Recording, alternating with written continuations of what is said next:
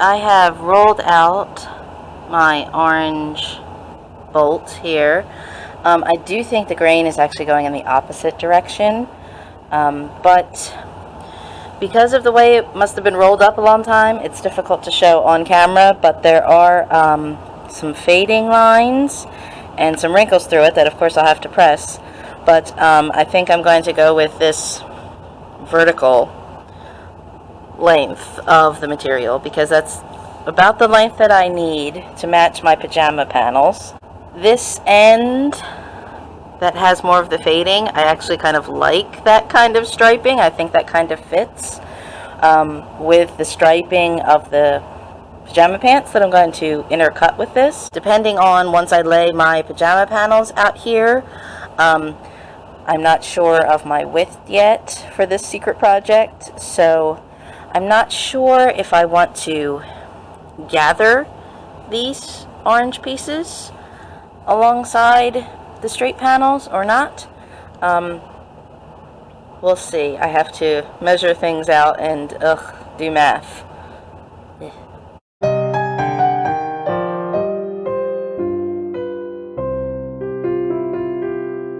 Alright, I was talking the whole time to the camera in my noisy basement, and I wasn't even on record. Okay. I have an abundance of riches here now, because I have my little panels diagram that I was working on with my stripes and my orange. But I have way more than I actually need, and I still have 2 panels of the horror kind of design here. So, and these were more frayed, and the skulls had a few bad spots on them. So I kind of organized my panels for the more ugly panels to be in the back. So the bats, of course, were what was going to be front and center here. Now I could reduce the other panels, take out a line of skulls and take out a line of the horror fabric. We'll see. I wasn't going to line this. This isn't necessarily a project that needs lining, but I have enough of this orange that I could back all these pajama pants, which are maybe kind of delicate, but that would create more seam work. I thought I was going to be having to shortchange things because I was working with scraps and thrift, but it seems like I've got an abundance, which is good. I have options. That's okay. I could just make all my stripes and then worry if I feel the need to line them after because I have enough of this orange. Okay, nobody judge me for my total gym that's collecting dust, but I've rolled all the way out into the gym side of the basement here. So I think I am just going to keep the length for what I think is going to be extra panels now, just because I don't want to decide later, oh gee, I wish I had had that width. Alright, so I've done my math, and I'm going to need 12 6-inch panels of the orange stripes. It is going to work out where I'm going to have about half as much orange between each of the pajama panels. The bats, of course, are front and center, Kbatz here. If I have to take off any length then, it would probably be taking out a horror panel at each end. Hi.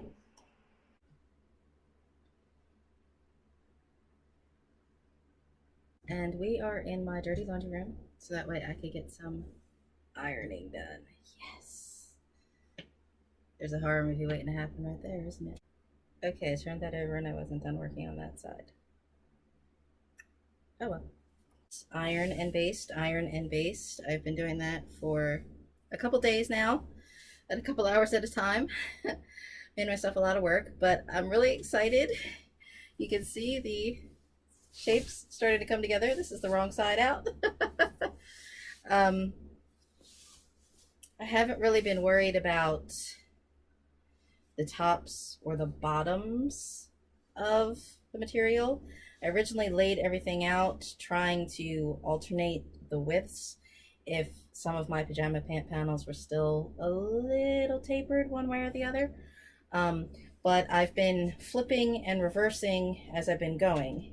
And as long as I've got all the inside outs inside out, or the right side outs, I'm okay. I have been slowly ironing and basting my striped fabric here.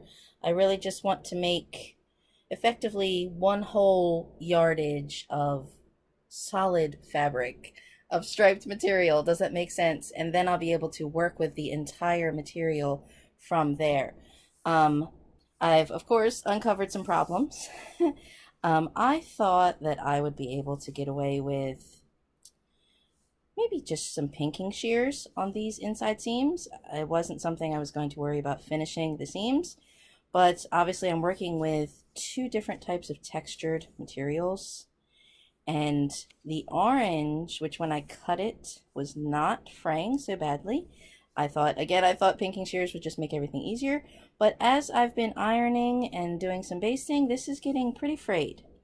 So I have created more work for myself in this project that I thought would be easy. And that's how it goes sometimes. So I'm basting this because I'm working with 12 panels each of the pattern fabric and then 12 panels of the orange. And there was just no way that, I mean, even if I had enough pins or was going at sections at a time, I felt that that was more work, having to pin everything, fight with all the pins, lose some of the pins, run it through a machine, refinish the seams, move on to the next section. And then I thought if I changed my mind, I would be doing a lot of unpicking and poking and prodding. And again, I didn't know how maybe some of this delicate material would take all that extra work. So I've just been ironing a strip and then basting it in place as I go. And then I can worry about straightening my seams and going through the machine and giving this a little turn under finish. So I'm about halfway through these panels. You can kind of see some of my basting that I've been doing here. Doesn't have to be a pretty stitch at all. Some places I feel like I might have been too wide and it's puckering. Other places I feel like I was getting too finite and I didn't need to be. So this actually was the scrap pieces that I cut from my longer pant panels to make them relatively straight, you know, less than perfect straight, for my striping. So these were all the little extra side, little angular kind of pieces, which I have sewn together here. This was kind of time consuming. I think I spent August. I guess this is the kind of project that if you buckle down, it could probably be done in a week or so. But I've been doing a weekend here and a weekend there through the summer where I thought I had time. And I spent a lot of time doing this upstairs while I was sitting in the guest room with Gritty. I didn't want to put all this through the machine, again, because I was working with a lot of tiny ends that I wanted to make sure I got. And, hi, Ted. How you doing? You heard me talking about the other cat. Okay, he's like, carry on. Okay. Here, I wasn't worried about the striping. I wanted to work with all of the material possible. So some of this was coming right down to the very kind of, can't even focus on it, I'm sorry. Coming down to the very kind of finite kind of edge. Oh, there we go. You'll see. You have to trust me. And that's half the battle of sewing, is just trusting that maybe you're following it and it's going to work out, or you're just going to wing it and it's going to work out. It's one extreme or the other.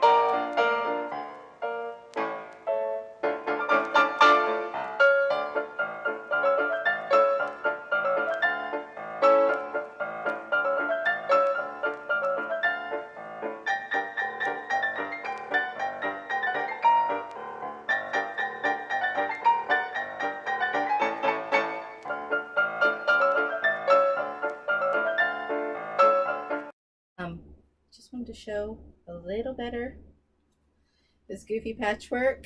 If you can see the way it has a little, its own little shape to it. This actually, I said I was going to use every inch of this project, and I am, and I feel like this actually might be too much for what I had in mind of it, but we'll see. And as I said, this is a project I'm not necessarily concerned about the drape or the different types of the materials, but if you're doing something like a dress that's in a softer cotton or linen, and you think you can go through it without ironing, and you end up with pieces going one way or pieces going the other way, that's what makes it look not handcrafted or artisan or something, as we say today, to make something sophisticated. But that's what makes something look homemade and cheap.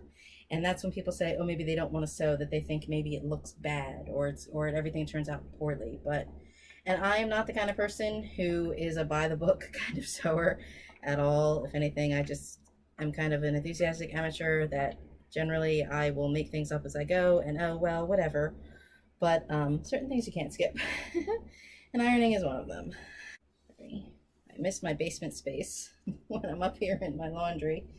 So if this is attached at this top, I have a nice width here where I also think it would be really cute to just finish this to have these orange stripes on either side of this. So this is going to be another sort of panel part of my project, which, depending on how I edit these vlogs now, because we're going to be in October, so you're going to be seeing a lot of this stuff at horroraddicts.net now. Halloween sewing shopping season, yay. I think at some point we're gonna have to figure out, we're gonna have to discuss what it is, because I'm gonna have to finish it, and I do have a few other finishing touches, treats, and accessories that are going to coordinate with this. I think when people learn sewing in school, if kids learn sewing in school anymore, do they still have home economics? I don't know. But you make something simple, and basically it's like, learn to use a sewing machine, and oh, if you can sew in a straight line, which whether I can sew in a straight line or not is debatable. And I learned I can't even necessarily cut in a straight line according to these little stripes. But so many things about, if you're sewing, if you're making garments especially, I think it's about paying attention to the shape. And I've said before, I'm not a big fan of commercial patterns. You know, I get them thrift when I see them if they're of interest, and I usually end up cutting them up, tracing it onto a new piece of paper in some way, probably because, you know, I'm a big girl and I usually have to change sizing ups and things like that. But it's kind of funny that you can see that the shape of this is causing it to be different. And a great example of that is if you're doing like corset making, that when I lay this flat, you can see it does not stay flat, and that is because of the shape of the material. So a lot of times, half of sewing is sometimes making sure you have the pattern pieces. In theory, sometimes things all goes nice and smoothly. You cut out the shapes, you have your fabric, you sew it together, and it can be something magic. No, this is not going to be a corset. Although, that would be really cool to make a Halloween fabricked corset.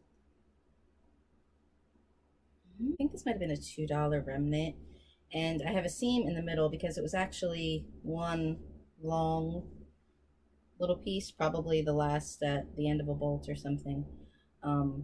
So I just cut it in half and then sewed the sides to make it the width that I needed, which again, I wasn't worried about grain or anything like that for this because it's just going to be that sort of backing piece.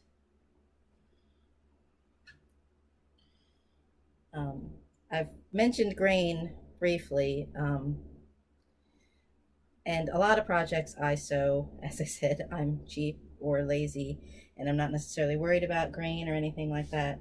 But again, as I said, if you're doing garments, that kind of draping is important. And sometimes you will just be able to see.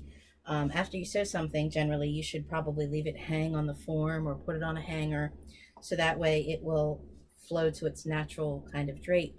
And then you'll be able to see if you've got a piece of fabric going one way or a piece of fabric going the other way, one's on the grain against the grain, one piece is biased, you'll be able to see that it just doesn't hang right. So it's important to pay attention to fabric if you're looking to make something of quality. This obviously is not going to be quality. It's being made out of old pants and thrift material that I don't really know what kind of material it is. So it fits right into my philosophy of, you know, it is what it is, and we're just going to work with it and go with it. And okay, leaky iron. I can pin this in place and do the sewing for this guy. So 2 more bastings, go through this whole machine run. That's probably a day's work. Finish this guy, and I still have more of this shiny orange material that I may need to go along with those nice Halloween scarves pieces that I still have that are going to be part of this project. So probably one day to finish the stripes, another day to finish this guy, which I think I will do by hand just because I'll be fighting with this shape, which this shaping, this odd kind of shaping is not going to be an issue because this upper part's probably going to be gathered or pleated or something. So 1 day work, 2 days work, and then working on those scarves and a couple of the accessories is probably another day. And again, because this stripe has an odd length, I'm gonna have to finish the bottom. Again, as I said in my first video, there were parts of the pants that were problem spots, and all the orange here, if you can see, is actually longer than the pant parts, so that's fine. So I have a couple of those different bat ribbons, which are I'm not sure if that's going to be a full-on ruffle at the bottom or not. So 1 day, 2 day, 3 days, 4 days. We're not in October yet, but all of a sudden I feel like, oh, okay, I have a week's worth of work. That could be done easy, sure, if I were actually doing it in a straight week, but I'm not doing this in a straight week. So I don't want to come down to the wire on this. So you can follow along. I have no idea where I am in editing these videos as well, what you'll see when you'll see it. But there are plenty of links to follow. You can subscribe on the YouTube and get some kinds of updates or notifications or something about some of the videos. I have lots of other videos to edit, more Halloween shopping and thrift hauls. You can follow my Instagram and my Facebook page to see some more photos of this project, to see things laid out in a more easy manner, to follow along there. You can talk with us in our horroraddicts.net Facebook group. I actually got a few comments on the horroraddicts.net website and on the YouTube channel, and it's so great to see that you're getting ideas about what you can do and about what kind of fun Halloween things you can make. You know, that's what I enjoy. I don't know if anybody's watching the videos because, okay, yes, sometimes they're crappy. As I said, I'm not a professional, but I enjoy documenting my work, and I hope that it inspires you to just have a little fun and enjoy what you're doing, even if it's basically using scraps. Working on this guy a little bit, just trying to pin this in place. So this line here at the top, we'll sew them together, and then this will be sewn on this edge, and then this end will be left open where I can flip it right side out, and then it will just be folded and pressed again. This is not something that's going to be stuffed, although again, this just gave me a great idea that you could just take some Halloween scraps and make a pillow. Big shocker, I've said that before, I've done some Halloween pillows, but usually with just a simple t-shirt. But if you've got a scrap of something, put them together. We'll see. First I have to get all this pinning in place, and then it will be time for more ironing. Ugh. You have any ideas about what it'll be yet? though?